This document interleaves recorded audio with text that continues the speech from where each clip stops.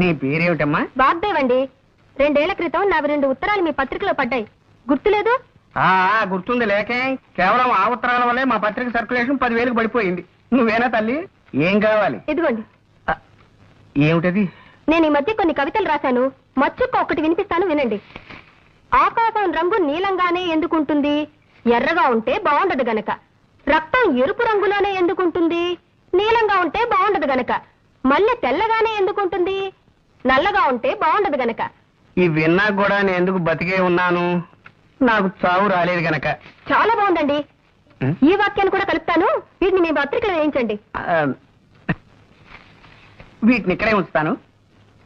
మేము ఇంకా పత్రిక నడపలేం అని గట్టిగా నిర్ణయించుకున్నాక మీ కవితలు చివరి సంచికలో వేస్తాం. అవి రిలీజ్ అయ్యేసరికి మేము ఏ ఆఫ్రికానో అండమాన్సో పారిపోతాం. ఇవి ఇక్కడే ఉంచుతానమ్మా. థ్యాంక్స్ అండి. పోతే ఎవరు పోతేనమ్మా? నేనా? ఇది కాస్త తినండి.